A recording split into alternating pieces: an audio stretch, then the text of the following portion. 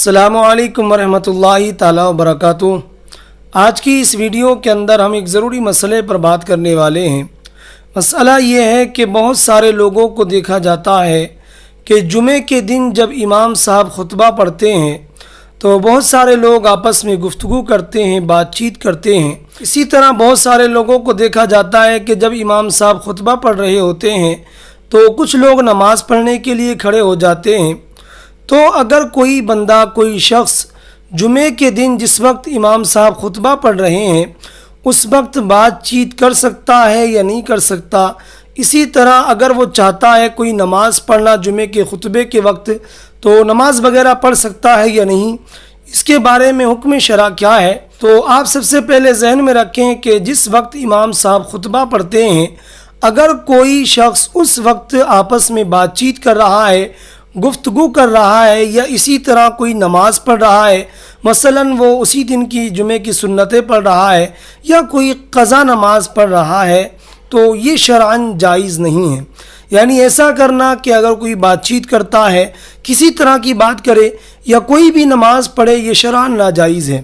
صدر الشریعہ رضی اللہ تعالیٰ عنہ ارشاد فرماتے ہیں اذا خرج الامام فلا صلاۃ ولا کلام، یعنی جس وقت امام صاحب خطبے کے لیے نکل جائیں، جس وقت وہ خطبہ پڑھیں تو اس وقت نہ تو کوئی نماز پڑھی جائے اور نہ ہی کسی طرح کی آپس میں گفتگو کی جائے۔ رہا مسئلہ یہ کہ خطبہ سننے والا اگر خطبے کے اندر حضور علیہ الصلاۃ والسلام کا اسم گرامی سنتا ہے، حضور کا نام سنتا ہے، تو کیا اس پر درود پاک پڑھنا لازم ہے؟ اور اگر وہ درود پاک پڑھے گا تو اس کا انداز کیا ہوگا؟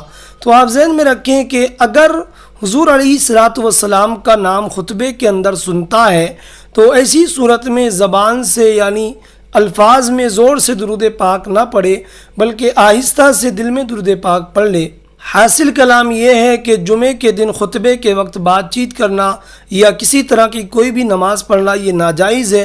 اسی طرح اگر کوئی بات چیت کر رہا ہے اور کسی کو مسئلہ معلوم ہے کہ بات نہیں کرنا چاہیے اور وہ سامنے والے کو سمجھا رہا ہے جمعے کے خطبے کے دوران ہی کہ بات مت کرو، تو یہ جو سمجھا رہا ہے، جو بتا رہا ہے، اس کا بتانا بھی لغو ہے، اس کا کوئی فائدہ نہیں ہے۔ یہاں پر جو سمجھا رہا ہے یہ سمجھانا کوئی معنی نہیں رکھتا ہے، یہ بالکل بے فائدہ ہے۔ تو جو بھائی اب تک اس مسئلے سے غافل تھے، جو اس بات کو نہیں سمجھتے تھے، امید کرتا ہوں وہ اس پر بخوبی عمل کریں گے۔ تو گزارش کرتا ہوں کہ اگر آپ چینل پر نئے ہیں تو اس کو سبسکرائب کر لیں اور ویڈیو کو زیادہ سے زیادہ شیئر کریں۔